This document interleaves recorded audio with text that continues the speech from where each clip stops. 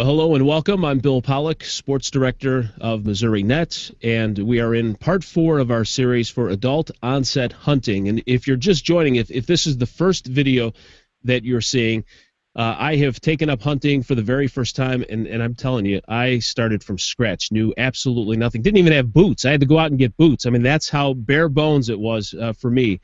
And so we went through training, went through practice, went on a deer hunt, ended up getting a doe, and now it's time to try my hand at duck hunting. And I bring along my mentor for this section, and that's Jim Lowe, the News Services Coordinator with the Missouri Department of Conservation. And Jim, you've been very helpful with me through this entire process, very willing to help and kind of show me the ropes and getting me started. And it's important for our state that hunters pass along their knowledge and their passion, isn't it?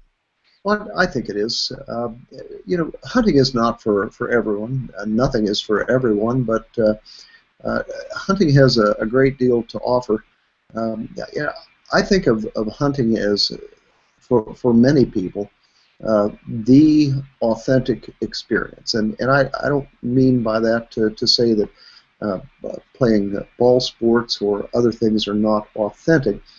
But hunting is authentic in the sense that the physical characteristics of humans, the way that our brains are wired,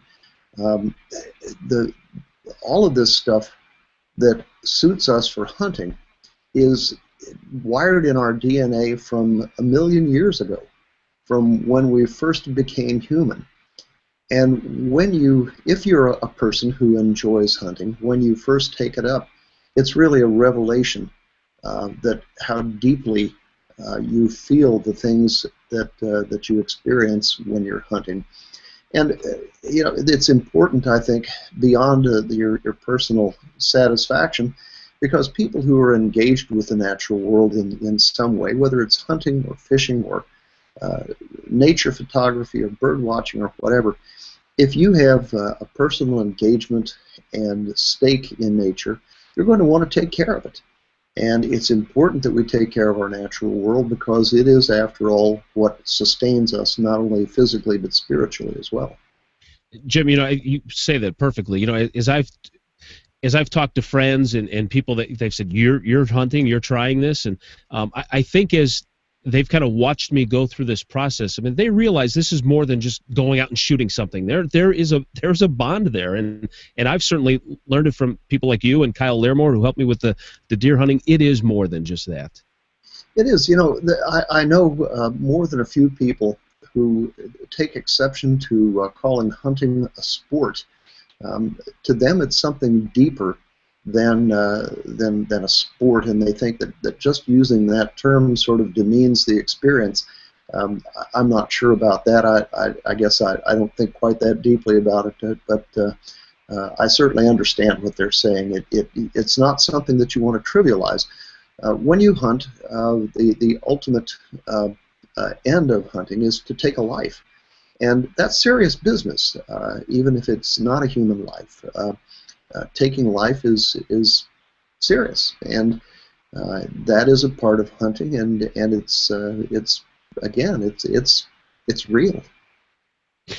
And what you use it for, and how you progress through that is all the more important. And those are things that we'll be covering as we continue in this series. So, Jim, what I want to do now is kind of break our segment up into 3 spots as we get ready for our duck hunt. And the first of these 3 is you have to go through the Missouri Department of Conservation and get tags and make sure that you're doing this legally. So maybe you can talk a little bit about that step and what hunters need to do and what they need to pick up.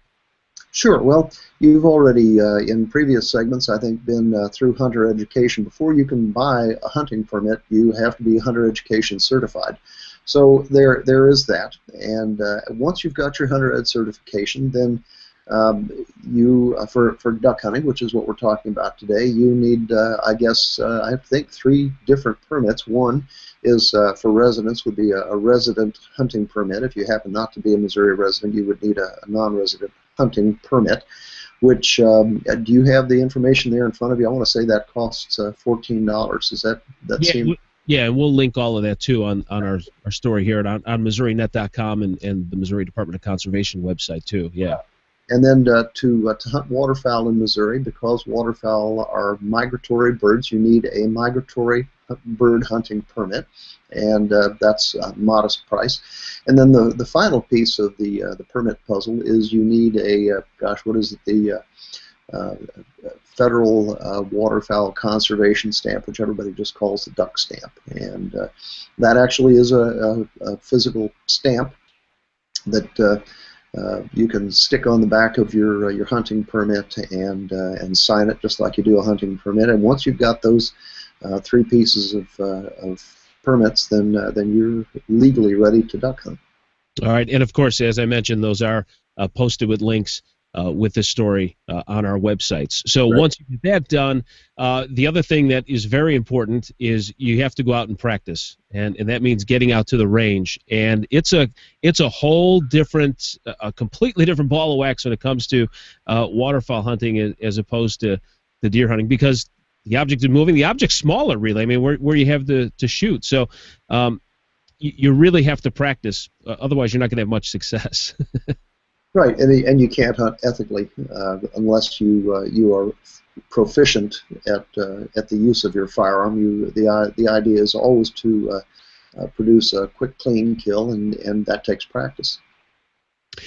And as you watch some of the video, I mean, there's technique and there's a stance and things you have to do in order to be ready. But Jim, what are some of the important things that people need to remember when handling a firearm for waterfowl hunting?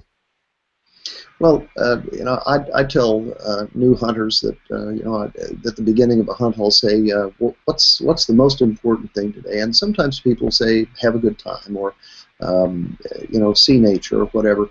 And I try to bring them back to the most important thing on any hunt is that everybody come home safe from it, and that should be the first priority. Of course, there are all the rules of safe firearms handling that you will learn as a part of hunter education. Never allowing your muzzle to be pointed in an unsafe direction. Never have a loaded firearm unless you are actively hunting, and so on and so forth. But those are all lessons that are brought home again and again in hunter education classes. And what makes this difficult too is that you're looking at a target, you don't know which way it's going, and so when you're out with other hunters, it's important that you communicate with each other too. It absolutely is. If you're let's say you're hunting with two other hunters, you would typically want to line yourselves up in a line. You're all faced pretty much the same direction. One guy on the left, one person on the right, and one in the middle. And before the hunt begins, and for people who hunt together all the time, these things become understood. But first-time hunter, or people who are hunting together for the first time, you want to agree on how you will divide up shooting. You say if birds come in from the left, the guy on the left is the one who will call the shot, say when it is that you're going to start shooting. Or maybe you just agree on the most experienced hunter being the one who will call the shot and say, I guess my friends and I say, take 'em, which means that it's time to shoot. But generally speaking, birds coming in from one side or the other, the person on that side takes the shot, and you might divide the field of fire up into sectors and say, Bill, you take anything from that little willow to the left, and I'll take from the willow to the lily pad out there on the right, and then Tom, you take anything to the right of the lily pad. And just to kind of preview a hangout that's coming up, Jim and I did go on a hunt, and well, it was quite an experience between the two of us. So you talk about a rookie, you're looking at him right here. But we'll get into that one, though, a little bit later on in the series. So, all right, the other thing that's really important is what to wear, and you better stay warm, and you've got to stay dry. And that's there's a little bit more involved in this part of it. Jim, why don't you tell us a little bit about the gear and what we should be preparing ourselves for when we head out? Right. Well, of course, there's two parts to duck hunting clothing, and that's warm and dry. Um, Warm, you're going to dress in layers. Starting with a wicking layer next to your skin, then on top maybe an insulating layer, whether that's synthetic or down or whatever, and then on top of that probably more insulation, and then a waterproof layer. And from the chest down, or in shallow water, maybe from the hips down, waders, rubber or some synthetic waterproof material waders, so that you can wade in that water and move decoys around, retrieve ducks, and so forth. Duck hunting can happen under a wide range of conditions. Early in the season, in September, teal hunting, you can be working up a sweat in no time at all, because mid-September can be warm. Whereas by the time December, January comes around, you're going to want every bit of insulation you can get. Maybe right on up to having neoprene rubber gloves that go up to your elbows, so that when you go out to handle decoys in that icy water, you don't get frozen hands. If you're uncomfortable, it's much harder to enjoy a hunt. So you need appropriate clothing to stay warm and dry out there. Now, if you happen to be a deer hunter, and you probably already have a good deal of clothing to keep you warm in cold weather, and a lot of that can be used for duck hunting as well, as long as your outer layer is appropriate in terms of being waterproof, and in case it's raining or snowing, and in case I got distracted. I have a "You are now running on reserve battery power" warning on the screen. So I'm going to touch OK. There you go. You should be all right. Well, anyway, yeah, if you're a deer hunter, you're going to have some very good basic insulated underwear and wool socks and things like that, and you know about dressing in layers and wicking layers close to the skin. What you want to avoid is cotton next to your skin, because when you're wearing insulated pants and insulated waders and an insulated parka, and you're out there wrestling around a 30-pound bag of decoys, and you're unwrapping and wrapping decoys and throwing them out, you're going to work up a sweat. And if you've got cotton next to your skin, that cotton is going to soak up that moisture, and it's going to hold it right next to your skin. And when you stop moving around, that wet cotton is going to get cold in a big hurry. So it is very important to have some sort of synthetic wicking garment close to your skin all the way around. Yeah, and that's a good point too, because you walk out into the marsh area and you're carrying all this gear.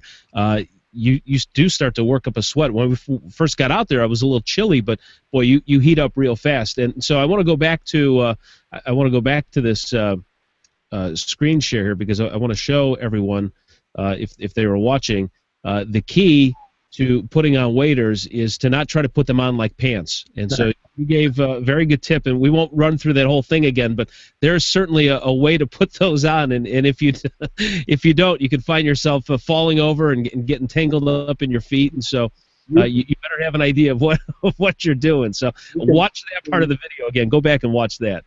Yep, you can easily turn into a Keystone Cops episode if you don't put your waders on the right way. There's an easy way, and then there's the hard way. And it was even difficult for me the first time trying to pull them up and everything, but we got through it, and now we're going to get ready for our hunt, and that'll be on the next segment. So again, if you're interested in adult onset hunt, maybe you're an adult onset hunter, if you go to MissouriNet.com, the Missouri Department of Conservation, we've got this series. We'll get you started from the very beginning. We'll go through the hunt, and then later at the end, we'll even show you how to prepare what you get, so what you harvest. So Jim, thanks a lot for coming on. Some great tips to get us started, and next time we visit, we'll talk about our hunt. My pleasure, Bill. Can't wait. All right, thanks, Jim, and thank you for watching.